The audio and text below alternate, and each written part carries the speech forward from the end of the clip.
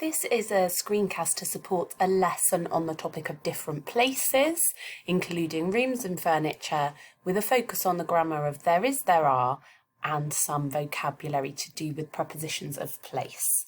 The lesson is taken from Speak Out Elementary, published by Pearson, by Francis Eales and Steve Oakes. Okay, so for the lead-in, there's a nice suggestion here in the teacher's book with a few warm-up questions for students to talk about their own homes. So I'd start with that, display the questions on the board and give students a few minutes to talk together in the main room. They could do some chain nomination to include everybody. Then move directly into activity 1A. So they would look at this picture and those couple of sentences there and ask them these two questions, just to set the scene of the website they're thinking about. They then move on to 1B, which is reading these two short texts about two different accommodation options. You could show them logos of something like Airbnb at this point to get them thinking about the fact that it's similar to that. You could also ask if any of them have used Airbnb. Give them a couple of minutes to read the information offered here and ask them which one they'd like to stay in. Then they'll do a little bit of vocabulary work to think about the vocabulary they'll be focusing on later on in the lesson. So they'll look at these two texts again and underline 4 places in the apartment and 4 items of furniture. So do an example together, for example, bedroom and furniture. You've got bed, sofa, wash basin. Okay, so do an example of a place and an example of a furniture together, and then give students some time to do that individually before coming back together to discuss. Once you've discussed it, you can do some pronunciation work for weak sounds and word stress. I wouldn't listen to it here, just do it yourself. You'll then move on to the listening, which sets the context for the next teacher doing the grammar here. So it's really important that students have enough time to engage with the listening at least once, but preferably twice before the next teacher takes over to do the grammar. So they'll do the listening 3A with the gist question, pose the question first, let students listen once through and then answer the question.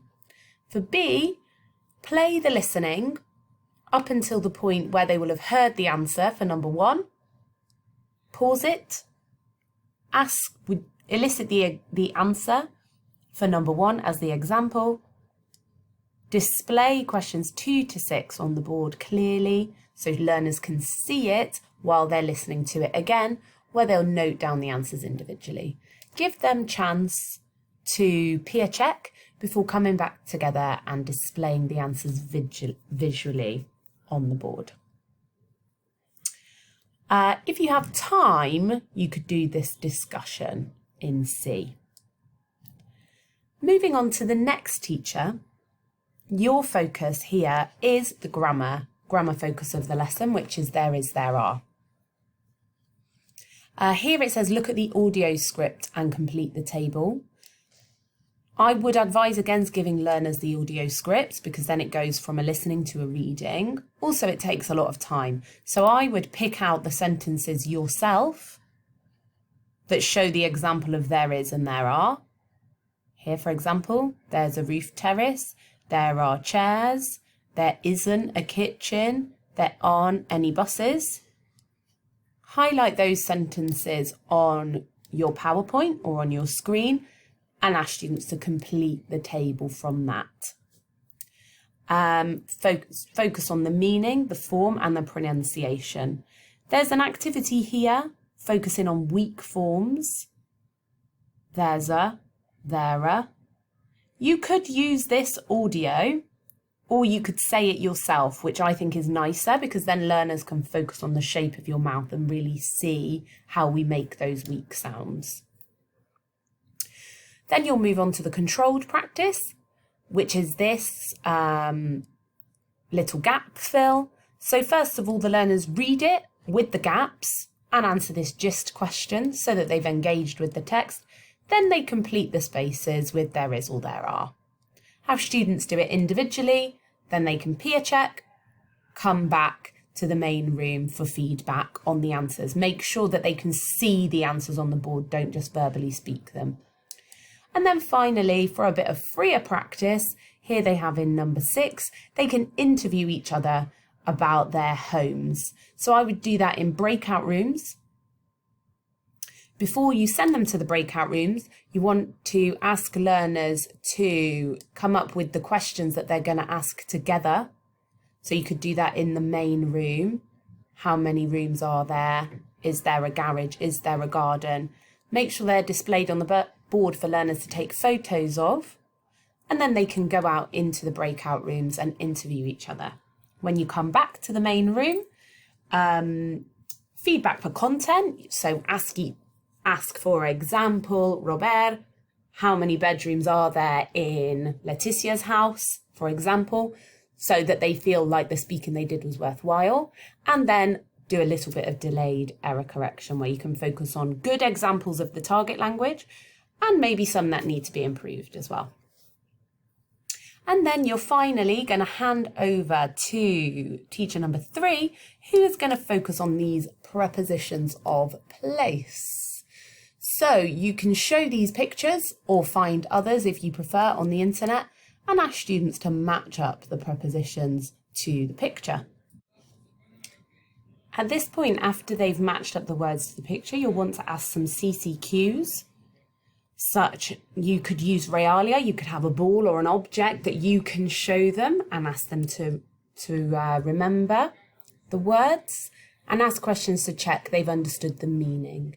You'll then need to focus on form, so use some example sentences to show where the word goes in the sentence, and then focus on pronunciation, how these prepositions sound in connected speech. So in a sentence, do some drilling for sentence stress, for word stress, before moving on. They'll then look at the picture on page 165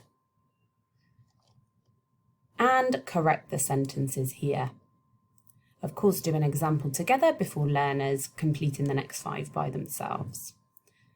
They'll then write their own sentences about that picture for other people in the group to correct. Finally, they'll move on to some speaking. Now it says here for learners to draw a picture of a room in their house.